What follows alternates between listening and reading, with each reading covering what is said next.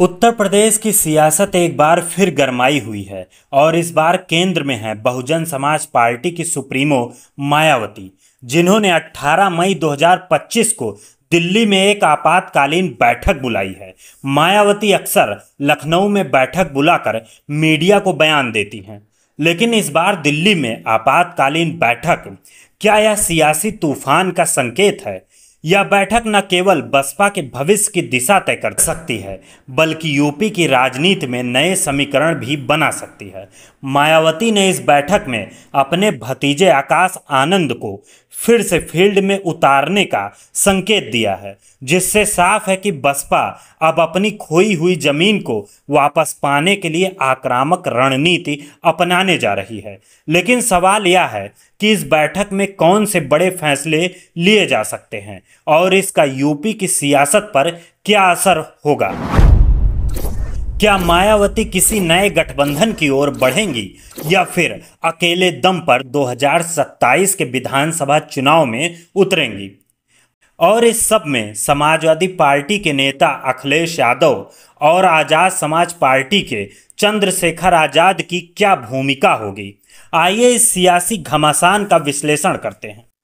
सबसे पहले बात करते हैं मायावती की आपातकालीन बैठक की। सूत्रों के मुताबिक यह बैठक बसपा के संगठन को मजबूत करने और आकाश आनंद को पार्टी का युवा चेहरा बनाने पर केंद्रित होगी। मायावती ने हाल ही में आकाश आनंद को पार्टी से निष्कासित किया था, लेकिन उनकी वापसी और फील्ड में उतारने की खबरें बताती हैं कि मायावती दलित वोट बैंक को फिर से एकजुट करने की कोशिश में है। यह कदम चंद्रशेखर आजाद की बढ़ती लोकप्रियता और अखिलेश यादव की पीडीए पिछड़ा दलित अल्पसंख्यक रणनीति का जवाब हो सकता है। मायावती को डर है कि उनका कोर दलित वोट बैंक खिसक रहा है, खासकर चंद्रशेखर आजाद की आजाद समाज पार्टी की ओर, जो युवा दलितों में तेजी से पैठ बना रही है। बैठक में संभावना है कि मायावती बामसेफ जैसे संगठनों को और सक्रिय करेंगी, जो दलित और पिछड़े समुदायों को जोड़ने में अहम भूमिका निभाते हैं। इसके अलावा बसपा उपचुनाव में हिस्सा न लेने का फैसला भी बदल सकती है, क्योंकि मायावती ने हाल ही में ईवीएम पर सवाल उठाते हुए उपचुनावों से दूरी बनाई थी। अब बात करते हैं यूपी की सियासत में मायावती और अखिलेश यादव के बीच की तल्खी की।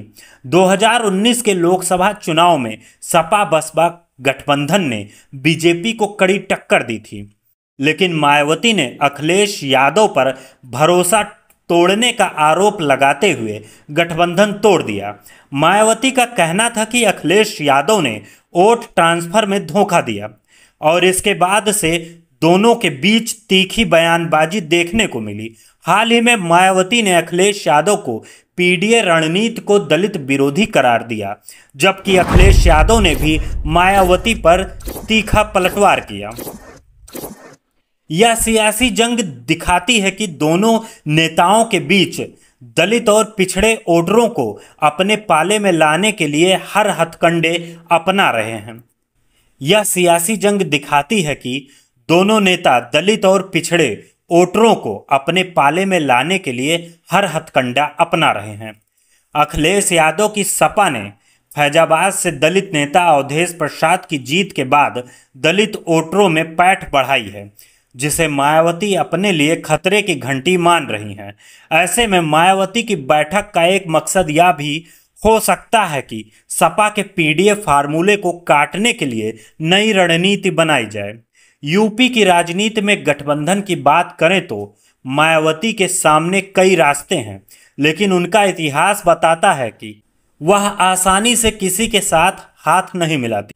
2019 के बाद मायावती ने साफ कर दिया था कि वह सपा के साथ दोबारा गठबंधन नहीं करेंगी और हाल के बयानों में उन्होंने कांग्रेस को भी आरक्षण विरोधी बताकर इंडिया गठबंधन से दूरी बनाए रखी है। हालांकि कुछ राजनीतिक विश्लेषकों का मानना है कि अगर 2027 में बीजेपी को रोकना जरूरी हुआ तो मायावती शायद कांग्रेस और सपा के साथ सीमित गठबंधन पर विचार कर सकती हैं, बशर्ते उन्हें सम्मानजनक सीटें और नेतृत्व की भूमिका मिले। दूसरी ओर मायावती बीजेपी के साथ भी गठबंधन की अफवाहों को खारिज करती रही हैं, लेकिन यूपी की सियासत में कुछ भी असंभव नहीं है।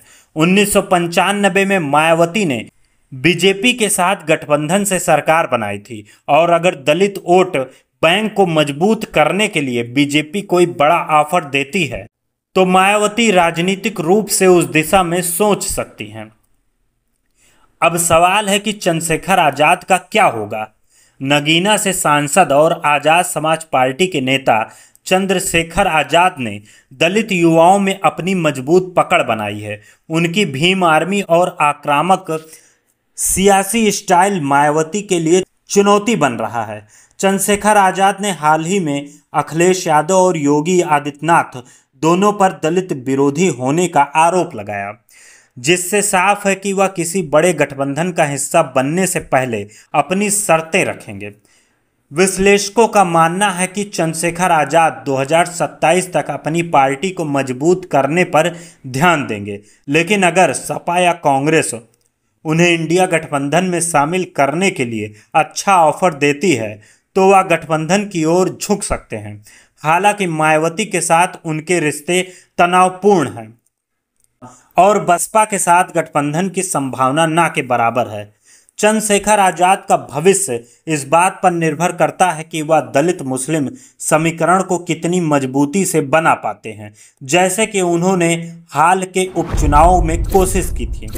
यूपी की सियासत में घमासान का एक बड़ा कारण बीजेपी की आक्रामक रणनीति भी है। योगी आदित्यनाथ का बटेंगे तो कटेंगे नारा और हिंदुत्व की राजनीति ने बीजेपी को मजबूत रखा है, लेकिन 2024 के लोकसभा चुनाव में सपा कांग्रेस गठबंधन ने बीजेपी को 33 सीटों तक सीमित कर दिया। यह नतीजा मायावती के लिए भी सबक है, क्योंकि बसपा का वोट शेयर लगातार घट रहा है। 2007 में जहां बसपा को 30% से ज़्यादा वोट मिले थे, वहीं 2024 में यह 9% के आसपास सिमट गया। मायावती को अब न केवल बीजेपी और सपा से मुकाबला करना है, बल्कि चंद्रशेखर आजाद जैसे नए चेहरों से भी अपनी जमीन बचानी है।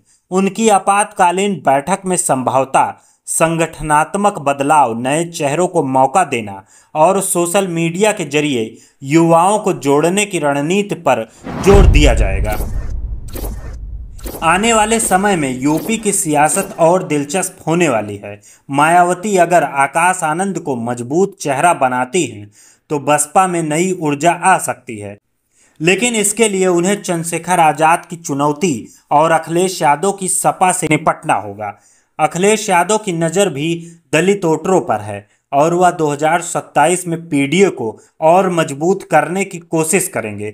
दूसरी ओर बीजेपी अपने हिंदुत्व और विकास की रणनीति के साथ मैदान में रहेगी। ऐसे में मायावती का अगला कदम यूपी की सियासत का रुख तय करेगा। क्या मायावती फिर से दलितों की एकमात्र आवाज बन पाएंगी या चंद्रशेखर आजाद और अखिलेश यादव उनकी सियासी जमीन हथिया लेंगे? यह सवाल 2027 के विधानसभा चुनाव तक हर सियासी विश्लेषक की जुबान पर रहेगा। अगर आपको यह वीडियो पसंद आए तो लाइक करें, कमेंट करें और शेयर करना ना भूलें। धन्यवाद।